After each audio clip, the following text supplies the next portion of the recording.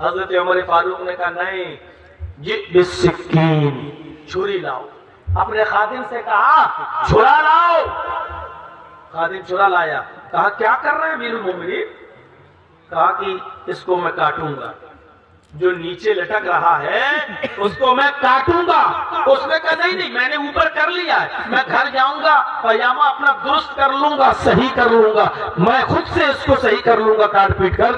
حضرت عمر نے جو اس کو جواب دیا وہ جواب یہ کہ یقیناً تم اس کو اپنے گھر لے جا کر درست کر سکتے ہو، لیکن میں اس حدیث کا کیا کروں جو نبی اکرم نے فرمایا جب کوئی برائی اپنی آنکھ سے دیکھو تو اس کو اپنے ہاتھ سے دور کرو۔ میں نے یہ اپنی آنکھ سے دیکھا ہے، اس لیے اس برائی کو میں اپنے ہاتھ سے دور کروں گا۔ اور چھری سے کاٹ دیا یہاں تک۔ یہ نوجوان نسل اور یہ بیچارے آئے ہیں بڑے بوڑھے، تم سماج سے برائی دور نہیں کر سکتے ہو تو کیا اپنے گھر کے بھی مالک نہیں ہو؟ ہر انسان اپنے گھر کی اصلاح کی ذمہ داری لے لے، معاشرے میں اپنے آپ اصلاح ہو جائے گی۔ ہم نہیں کہتے پورے گاؤں میں اصلاح کرو، ہم نہیں کہتے ٹھیکہ لو، نہیں، ہر انسان اپنے گھر کی اصلاح کرنا شروع کر دے۔ میرے بھائیوں، پورے سماج، پورے معاشرے، پوری سوسائٹی کی اصلاح آٹومیٹک ہو جائے گی۔ آپ کے گھر میں بیٹیاں ہیں، آپ بیٹیوں کی اصلاح کریے۔ آپ کے گھر میں بیٹے ہیں، آپ بیٹوں کی اصلاح کی ذمہ داری لے لیجئے۔ آپ کے گھر میں آپ کی بیوی ہے، آپ اپنی بیوی، اپنی بہن بیٹیوں کی ذمہ داری لے لیجئے۔ معاشرے اور سماج کے اندر اصلاح اپنے آپ ہو جائے گی۔ لیکن ہم اپنے گھر کی اصلاح نہیں کرتے ہیں تو پورے سماج کی اصلاح کیا کریں گے؟ اپنی آنکھ سے دیکھی اس برائی کو دور کر، ہم کریں گے؟ ہمارے اندر اتنی طاقت نہیں ہے۔ شادی ہو رہی ہے، بارات جا رہی ہے، آتش بازیاں چھوٹ رہی ہیں، بندوق کی گولیاں فائرنگ ہو رہی ہے، ایسے موقع پر کھڑے ہو کر کہیے صاحب لڑکے کے باپ سے، صاحب یہ 200 آدمی 300 آدمی جو لے کے جا رہے ہو ٹھیک نہیں ہے، غریب لڑکی ہے، ماں باپ نے کہاں سے قرضہ لا کر بیچاروں کی شادی کر رہے، لڑکی کی شادی کر رہے ہیں، اور تمہیں شرم نہیں آتی اتنے آدمی کو لے کے جا رہے ہو؟ دیکھیے ابھی جواب کیا ملتا ہے، نہ آپ ہاتھ سے روک پائیں گے نہ آپ زبان سے منع کر پائیں گے، اتنی طاقت نہیں ہے آپ کے اندر۔ کیوں؟ ابھی آپ نے کہا مت لے جائیے، یہ 200 250 300 آدمیوں کی بارات ٹھیک نہیں، فوراً جواب آئے گا بھائی تیرے باپ کا کیا جا رہا ہے، میرا بیٹا، میں شادی کر رہا ہوں، تیرا بیٹے کی شادی ہو تو مت لے جانا، ہم کو کون ہوتا ہے تو روکنے والا؟ جرجی صاحب کو اتنی پرمیشن ہے کہ جب تک یہاں بیٹھو بول سکتے ہو، لیکن جرجی صاحب کو اتنی پرمیشن نہیں ہے کہ آپ کے بارات والے دن آپ کی مقام پر کھڑے ہو کر آپ کو ہم للکار سکے۔ یہ اجازت معاشرہ نہیں دیتا ہے، یہ اجازت سماج نہیں دیتا ہے۔ میرے بھائیوں، یہ تو پروگرام ہے، یہاں آپ جو چاہو کہو، آپ کہہ لیجئے ہم سن لیں گے، کیونکہ یہاں قرآن و حدیث کا ادب ہے، تھوڑی دیر کے لیے ہم ادب و احترام کر لیں گے، لیکن آپ ہمیں اس موقع پر کہنے کی اجازت نہیں دے سکتے۔ تو اب تیسرا درجہ کیا ہے؟ حضرت عائشہ صدیقہ رضی اللہ تعالیٰ عنہ نے اپنے بھائی عبد الرحمن کو دیکھا کہ وہ وضو بنا رہے ہیں، وضو بناتے وقت ان کی ایڑیاں خشک رہ گئیں، یعنی ایسے جلدی سے پانی ایسے ڈالا، دھلیے، یہ اتنا ایڑی کا حصہ یہاں کا تھوڑا سا خشک رہ گیا، سوکھا رہ گیا۔ حضرت عائشہ صدیقہ نے وہی کہا ویل للعقاب، بھائی عبد الرحمن اپنے پیروں کو اچھی طریقے سے دھوئیے، اگر ایڑیاں خشک رہ گئی تو ان ایڑیوں کے لیے ویل ہے، تباہی ہے، مصیبت ہے، بربادی ہے۔ یعنی آپ بغیر وضو کے نماز پڑھیں گے، ایڑیاں خشک رہ جائیں گی، یہ تر کریے، ان کو اچھی طریقے سے وضو بنائیے۔ فوراً ٹوک دیا زبان سے، یعنی جب کوئی کسی کے اندر کمی دیکھو تو اس کو اپنی زبان سے بھی دور کرنے کی کوشش کرو۔ المسلم مرآۃ المسلم، ایک مسلمان دوسرے مسلمان کے لیے آئینہ ہے۔ آئینہ جیسے آئینے میں شکل دیکھتے ہو تو آئینہ بتا دیتا ہے کہ تمہارے چہرے پر کیا لگا ہے کیا نہیں ہے، تمہاری شکل و صورت کے بارے میں۔ ایسے ہی اللہ کے نبی نے فرمایا ایک مسلمان دوسرے مسلمان کے لیے آئینہ ہے، اگر وہ اس کے اندر کوئی کمی دیکھے تو اچھے انداز سے اس کی اصلاح کر دے۔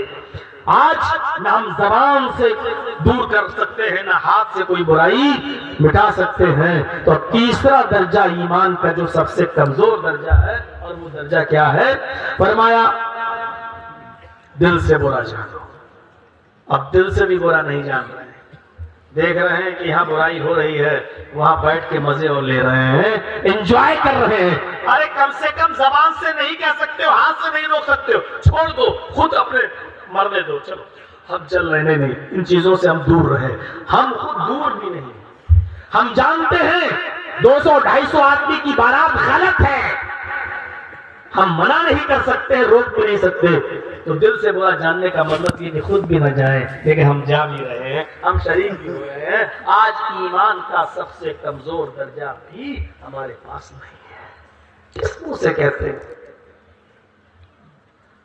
جبکہ اللہ کے رسول نے دل سے برا جاننے والی بات کو کیا کہا؟ ذالک ضعف الایمان, یہ ایمان کا سب سے کمزور درجہ ہے. لیکن ہے ایمان میں کمزور درجہ ہے. آج ہمارے پاس سب سے کمزور درجے کا ایمان ہے. کیسے امید لگائی جا سکتی ہے کہ ہمیں جہنم سے نجات ملے؟ فرمایا جس کے دل کے اندر رائی کے دانے کے برابر بھی ایمان ہوگا, اس کو اپنے گناہوں کی سزا جہنم میں دے کر نکال لیا جائے گا, بالآخر وہ جنت کے اندر داخل کیا جائے گا. لیکن ہم کیسے مان لیں کہ ہمارے اندر رائی کے دانے کے برابر بھی ایمان ہے؟ جب ایمان کا کمزور درجہ بھی ہمارے پاس نہیں تو ہم اس کو کیسے تسلیم کر لیں؟ نیکیاں کرنے سے زیادہ برائیوں سے معاشرے کو پاک کرنے کا حکم دیا ہے شریعت نے.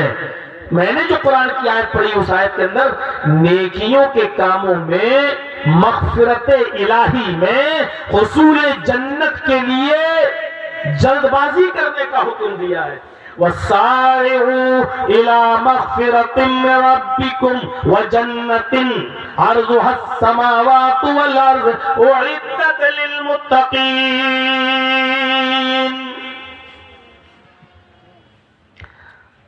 اپنے رب کی مغفرت کی طرف دوڑو, اپنے رب کی مغفرت کی طرف جلدی کرو. وَسَارِعُوا إِلَى مَغْفِرَةٍ مِّن رَّبِّكُمْ, اپنے رب کی مغفرت کی طرف جلدی کرو. وَجَنَّةٍ, اور حصول جنت کے لیے, جنت کو پانے کے لیے جلدی کرو.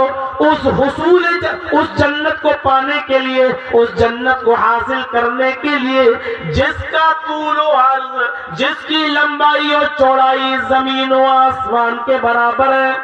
عرضها السماوات والارض, جس کا طول و عرض, جس کی لمبائی اور چوڑائی زمین و آسمان کے برابر ہے. ایک ایک بالشت زمین کے لیے اپنے بھائیوں سے لڑنے والوں, اپنے بہنوں سے جھگڑا کرنے والوں, اپنے ماں باپ سے اختلاف کرنے والوں, اپنے ماں کو گالیاں دینے والوں, اللہ کہتا ہے اس جنت کے حصول کے لیے دوڑو, اس جنت کو پانے کے لیے جلدی کرو جس کا رقبہ, جس کا طول و عرض, جس کی لمبائی اور چوڑائی زمین و آسمان کے برابر ہے. عرضها السماوات والارض, جس کا عرض, طول و عرض, لمبائی اور چوڑائی زمین اور آسمان کے برابر ہے. وَعِدَّتْ لِلْمُتَّقِينَ, جو صرف اللہ سے ڈرنے والوں کے لیے, متقیوں کے لیے تیار کی گئی ہے.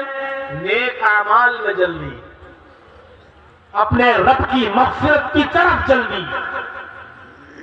جب بھی کوئی گناہ ہو جلدی سے توبہ کریں, استغفار کریں, اپنے رب کی مغفرت طلب کریں.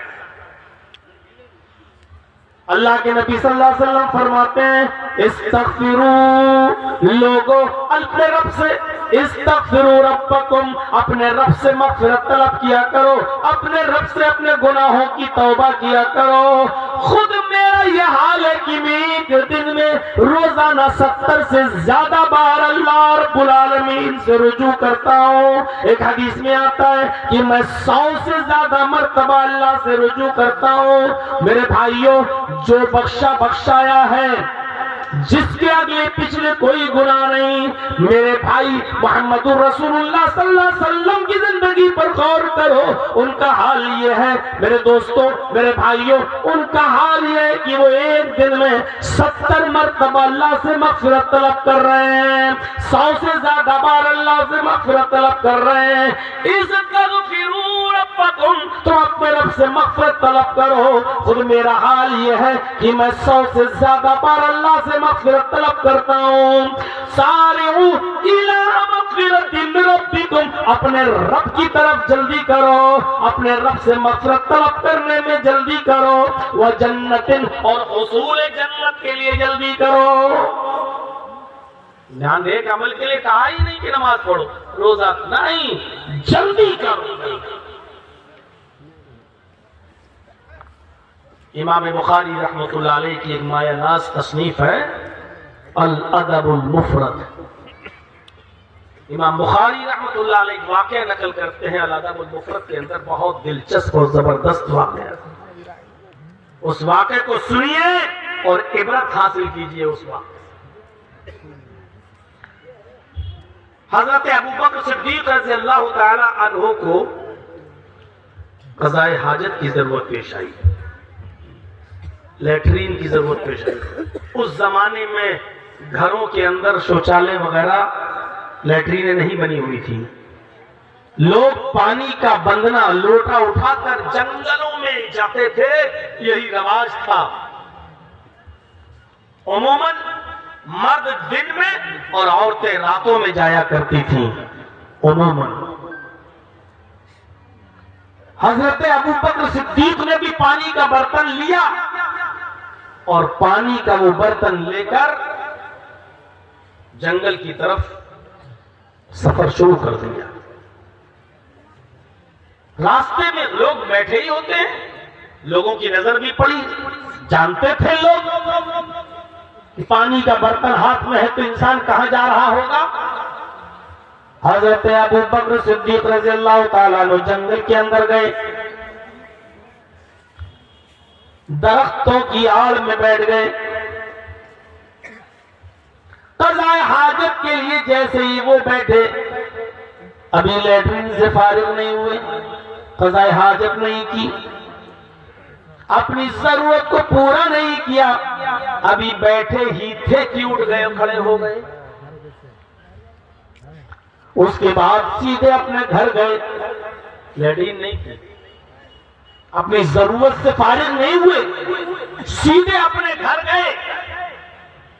اور گھر جانے کے بعد انہوں نے اپنے گھر سے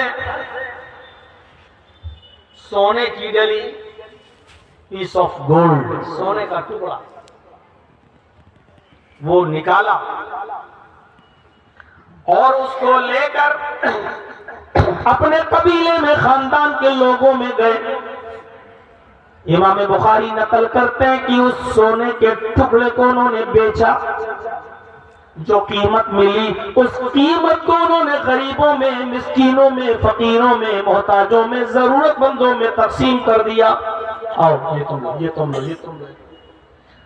جب وہ سونے کی ڈلی کو بیچنے کے بعد غریبوں اور مسکینوں میں اس کی قیمت کو تقسیم کر دیا، اس کے بعد وہ گھر گئے اور پھر پانی کا برتن اٹھایا، پھر پانی کا بندنا اٹھایا، پھر پانی کا لوٹا لیا. اس کے بعد وہ اپنے پانی کے برتن کو لے کر جنگل کی طرف نکلے اور اس کے بعد انہوں نے اب قضاء حاجت کی. اب لیٹرین سے فارغ ہوئے، اب اپنی ضرورت کو پورا کیا.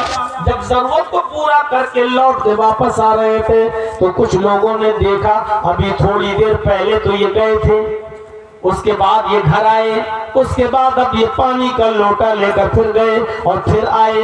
ان کو کہیں ڈسٹ تو نہیں لگ گئے، ان کو کہیں لیٹرین تو نہیں لگ گئی، ان کو کہیں موشن تو نہیں ہو گئے. ہم اور آپ بھی تو یہی سوچتے ہیں نا، بار بار کوئی آدمی جا رہا ہو آ رہا ہو تو مذاق میں کہتے بھی کیا ہوا حضرت، زیادہ کھا لیا کیا، زیادہ کھا لیا ہے کیا ہے، پیٹ خراب ہو گیا کیا، موشن ہو گیا کیا، زیادہ لیٹرینیں آ رہی ہیں، بہت زیادہ کھا لیا، کہیں دعوت میں گئے تھے. جیسے یہ مذاق ہم اور آپ کرتے ہیں، ایسے ہی صحابہ کرام نے بھی مذاق میں کہا کیا بات، ابھی تو گئے تھے پھر گئے، قضاء حاجت کے لیے ابھی تھوڑی دیر پہلے گئے ابھی پھر گئے. کیا مطلب ہے، دست لگ گئے ہیں کیا، موشن آیا ہے کیا. حضرت ابوبکر صدیق نے جو جواب دیا اس جواب کو سنیے اور ہم اپنے معاشرے کا جائزہ لیں. معاشرے کا، سماج کا جائزہ لیں۔ حضرت ابوبکر صدیق نے جواب دیا، میرے بھائی ابھی تھوڑی دیر پہلے جو تم نے مجھے برتن کے ساتھ قضائے حاجت کے لیے جاتے ہوئے دیکھا تھا، میں گیا تھا لیکن میں نے ضرورت سے فراغت حاصل نہیں کی تھی، یعنی میں نے لیٹرین نہیں کی تھی، میں اٹھ کے چلا گیا۔ کہا کیوں؟ کہا جیسے ہی میں لیٹرین کے لیے بیٹھا، نیک کام میں جلدی، یہ دیکھیے، جیسے ہی میں لیٹرین کے لیے بیٹھا ویسے ہی مجھے خیال آیا کہ میرے پاس گولڈ کا ایک ٹکڑا، ایک پیس ہے، سونے کا ایک ٹکڑا، ایک، کیوں نہ میں اس سونے کے ٹکڑے کو بیچ کر صدقہ اور خیرات کر دوں، اس کی قیمت غریبوں اور مسکینوں میں دان کر دوں، اس کی قیمت غریبوں اور مسکینوں میں خیرات کر دوں، دے دوں۔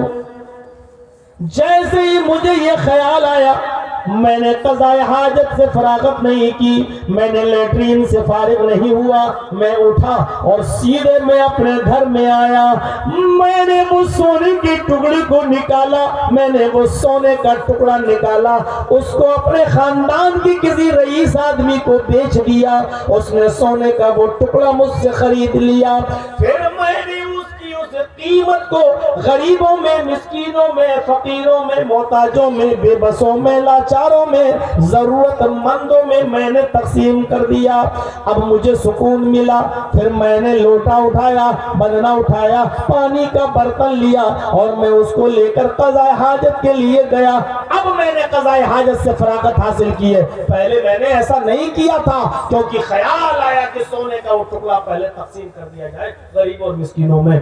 ہنسنا لگا، کہنے والا، پوچھنے والا ہنسنے لگا، کہنے لگا اے ابوبکر صدیق، جو کام آپ کو صدقہ و خیرات کی شکل میں آپ نے اب کیا، اس کے لیے لیٹرین چھوڑنے کی کیا ضرورت تھی؟ قضائے حاجت سے واپس آنے کی کیا ضرورت تھی؟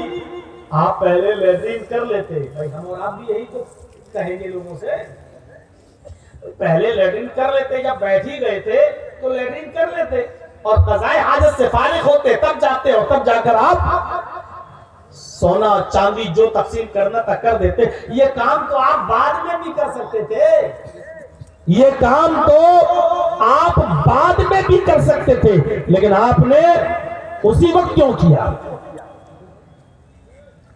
حضرت ابوبکر صدیق نے جو جواب دیا، نوجوانوں وہی جواب سنیے اور اپنے معاشرے کو ایسا بنائیے۔ حضرت ابوبکر صدیق جواب دیتے، یقیناً میں لیٹرین کے بعد بھی جا سکتا تھا، میں سونا اور چاندی غریبوں اور مسکینوں میں تقسیم کر سکتا تھا، یہ کام لیٹرین کرنے کے بعد بھی کر سکتا تھا، لیکن لیٹرین چھوڑ کر میں نے یہ کام کیا، اور اس لیے کیا، لیٹرین کے بعد نہیں، پہلے اس لیے کیا، اخاف ان الشیطان یسنی عنان عزمی، مجھے اس بات کا ڈر لگا، مجھے اس بات کا خوف پیدا ہوا، میرے دل میں اس بات کا خوف آ گیا، کہیں ایسا نہ ہو کہ شیطان بعد میں میری لگام کو موڑ دے، میرے ارادے کو بدل نہ دے۔ شیطان خون کی رگوں میں دوڑ رہا ہے، یہ ابھی جو ایک ارادہ میرے اندر صدقہ و خیرات کا جو آج جاگا ہے، آج میرے اندر پیدا ہوا ہے، کہیں ایسا نہ ہو کہ لیٹرین سے فارغ ہونے کے بعد یہ ارادہ میرا بدل جائے، صدقہ و خیرات کرنے کی نیت میری چینج ہو جائے۔ مجھے ڈر پیدا ہوا کہ شیطان کہیں میرے ارادے کو بدل نہ دے، شیطان کہیں میرے لگام کو موڑ نہ دے، ارادے کی باغ ڈور کو کہیں گھما نہ دے۔ اس لیے میں نے سوچا نہیں، پہلے صدقہ و خیرات کر دوں، پہلے نیک کام کر لوں، اس کام کو کرنے کے بعد آؤں گا، پھر لیٹرین اور قضائے حاجت سے میں بعد میں فارغ ہو جاؤں گا۔ ذرا سوچیے، آپ اندازہ لگائیے، جس قضائے حاجت کی ضرورت کو اللہ کے نبی نے فرمایا محسوس ہو رہی ہو تو اس کے لیے نماز مؤخر کی جا سکتی ہے، لیکن قضائے حاجت نہیں۔ اگر اذان ہو رہی ہے، آپ مسجد کی طرف جا رہے ہیں، قضائے حاجت کی ضرورت ہے تو آپ پہلے اپنے گھر کی طرف جائیے، آپ پہلے قضائے حاجت سے فارغ ہوئیے، آپ اس کے بعد نماز پڑھنے آئیں، جو رکعتیں مل جائیں پڑھ لیں، جو چھوٹ جائیں وہ بعد میں ادا کر لیں، یا پوری جماعت بھی چھوٹ جائے تو کوئی بات نہیں، بعد میں آپ نماز پڑھ لیں، لیکن قضاء حاجت سے آپ پہلے فارغ ہو جائیں۔ اللہ حدیث یہ کہتی ہے، لیکن حضرت ابوبکر صدیق رضی اللہ تعالیٰ عنہ کہہ رہے ہیں کہ نیک عمل کرنے میں میں نے اتنی جلدی کی، صدقہ و خیرات کرنے میں، کہ میں نے قضاء حاجت کو چھوڑ دیا اور میں نے صدقہ و خیرات کیا۔ ابھی وہ محسوس کر رہے ہیں، وہ جانتے ہوں گے کہ میں برداشت کر سکتا ہوں یا نہیں کر سکتا ہوں۔ لیٹرین اور قضاء حاجت کی بھی کچھ پوزیشن ہوتی ہے، کچھ ایسی اس کنڈیشن میں آتی ہے کہ آپ 2-4 گھنٹے برداشت کر سکتے ہیں، کچھ اس کنڈیشن میں آتی ہے کہ 1 منٹ بھی برداشت نہیں ہوتا ہے۔ تو یہ حضرت ابوبکر کو اس بات کا احساس تھا، وہ گئے قضاء حاجت سے فراغت حاصل بعد میں کی، پہلے میرے پیارے بھائیوں انہوں نے صدقہ و خیرات کیا۔ ہم اپنے معاشرے اور سماج میں دیکھیں کہ ہم نیک کام کرنے میں جلدی کرتے ہیں۔ اس جلسے کے لیے کتنے لوگوں سے چندہ لیا گیا ہوگا؟ ہاں لکھ لیجئے، ہم دے دیں گے۔ کتنے لوگوں نے ادھار لکھایا ہوگا؟ کتنے لوگوں نے ادھار لکھانے کے بعد اب تک نہیں دیا ہوگا؟ کتنے لوگ ایسے ہیں کہ ادھار لکھا تو دیتے ہیں اور پھر بعد میں دیتے ہی نہیں ہیں، لوگ مانگتے رہے، بعد میں پتا چلا کہ مانگنے والا بھی اب بار بار شرما رہا ہے اور دینے والا دینے کا نام نہیں لیتا۔ میرے بھائیوں، چاہے وہ مسجد کا چندہ ہو، جلسے کا چندہ ہو، مدرسے کا چندہ ہو، چاہے جو ہو، ہم دیکھتے ہیں اپنے سماج کے اندر، اپنی سوسائٹی کے اندر، اپنے معاشرے کے اندر، جبکہ نیک اعمال میں جلدی کرنی چاہیے۔ سارعوا الی مغفرۃ من ربکم، اپنے رب کی مغفرت کی طرف جلدی کرو، وجنت، اور حصول جنت کے لیے جلدی کرو، جنت کو حاصل کرنے کے لیے جلدی کرو۔ اس واقعے سے ہمیں بہت سی عبرتیں ملتی ہیں۔ ابوبکر صدیق کا جذبہ نیکی، جذبہ انفاق دیکھیے کہ کس طریقے سے انہوں نے خرچ کیا ہے، جذبہ انفاق دیکھیے اور نیکی میں سرعت دیکھیے کتنی۔ آج ہم جلدی کرتے ہیں کن چیزوں میں؟ ہم پیسے اور دولت میں اس سے آگے بڑھ جائیں، ہم بزنس میں اس سے آگے بڑھ جائیں، ہمارے پاس 1 کھیت ہے 2 کھیت ہو جائیں، ہمارے پاس 1 مکان ہے 2 مکان ہو جائیں، ہمارے پاس 1 فیکٹری ہے 2 فیکٹری ہو جائے، ہمارے پاس اتنی دولت ہے ڈبل ہو جائے۔ آج ہم ایک دوسرے سے آگے بڑھنے کی کوشش تو کرتے ہیں، لیکن دولت میں، گھر و مکان میں، فیکٹری میں، کاروبار میں، بزنس میں، یہاں قرآن کہتا ہے ان چیزوں میں، نیکیوں میں آگے بڑھنے کی کوشش نہ کرو، بلکہ نیکیوں میں آگے بڑھنے کی کوشش کرو۔ سارعوا الی مغفرۃ من ربکم، اپنے رب کی مغفرت کی طرف دوڑو، اپنے رب کی مغفرت کی طرف لپکو، اپنے رب کی مغفرت کی طرف جلدی کرو، وجنت، اور حصول جنت کے لیے جلدی کرو، اس جنت کو پانے کے لیے جلدی کرو جس کا طول و عرض، جس کی لمبائی و چوڑائی زمین و آسمان کے برابر ہے۔ ہم نظریں ڈالیں، یہ تو ہو گیا نیک، صدقہ و خیرات میں، انفاق میں جلدی کرنا۔ آئیے ذرا ہم آپ کو لے کے چلتے ہیں کیسے منظر کی طرف، ہم آپ کو لے کے چلتے ہیں کیسے منظر کی طرف جو آپ دیکھیں گے تو چونکیں گے کہ دیکھیے حصول جنت کے لیے بھی صحابہ کرام کتنا جلدی کیا کرتے تھے، حصول جنت کے لیے صحابہ کرام کیسے آنکھ لگائے رہتے تھے، کس طریقے سے ان کا دل اسی طرف مائل رہتا تھا۔ پڑھیے بخاری شریف کے صفحات پر یہ منظر دیکھا جا سکتا ہے، بخاری شریف کے صفحات پر یہ منظر دیکھا جا سکتا ہے۔ جنگ احد ہو رہی ہے اور احد کا معاملہ ایسا تھا، سب کو معلوم ہے۔ نبی اکرم نے صحابہ کرام سے کہا تھا کہ اپنی اپنی جگہوں پر کھڑے رہو جہاں کھڑا کیا تھا، اور یہ بھی کہہ دیا تھا کہ حالات کتنے بھی سنگین ہوں اپنا مقام مت چھوڑنا۔ اور اسی جنگ کے اندر نبی اکرم صلی اللہ علیہ وسلم کے انتقال کی، آپ کی شہادت کی جھوٹی خبر پھیلا دی گئی غدروں کی طرف سے۔ صحابہ کرام نے سوچا جب نبی اکرم ہی اس دنیا میں نہ رہے تو اب ہمارے زندہ رہنے سے کیا فائدہ؟ اور سب لوگوں نے اپنا اپنا مقام چھوڑ دیا اور جیتی ہوئی جنگ کو تھوڑی دیر کے لیے میرے بھائیوں شکست میں تبدیل ہونا پڑا. صحابہ کرام کو منہ کی کھانی پڑی. کافروں نے چاروں طرف سے حملہ کر دیا، اس لیے کہ صحابہ کرام نے ان جگہوں کو چھوڑ دیا تھا جس جگہ پر اللہ کے نبی نے سب کو تعینات کیا تھا کہ تم یہاں رہو، تم یہاں رہو، تم یہاں رہو. لیکن کافروں نے چال چلی اور کہا ارے محمد قتل ہو گئے، محمد مارے گئے، محمد قتل کر دیے گئے، قتل محمد، محمد کو مار ڈالا گیا. صحابہ کرام کے کانوں میں آواز گئی ہے محمد تو رسول اللہ قتل کر دیے گئے، نبی اکرم. ارے تو پھر ہمارے زندہ رہنے سے کیا فائدہ؟ اب ہم زندہ رہ کے کیا کریں گے؟ چلو ٹوٹ پڑو کافروں کے اوپر. انہوں نے اپنے اپنے مقام، اپنی اپنی جگہ چھوڑ دی. بس کافروں نے اسی جگہ سے حملہ کر دیا. وہ جانتے تھے ان کو اس جگہ سے ہٹانا ضروری ہے، اسی لیے تھوڑی دیر کے لیے صحابہ کرام نے اپنی جگہ چھوڑی تو ان کو منہ کی کھانی پڑی تھی.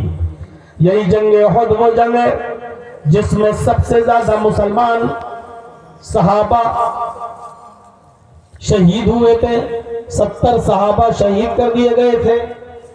یہی وہ جنگ ہے جس جنگ کے اندر صحابہ کرام جانفشانی کے ساتھ لڑ تو رہے ہیں، اپنی موت شہادت کی فکر نہیں کر رہے ہیں، نبی اکرم کا ساتھ دے رہے ہیں.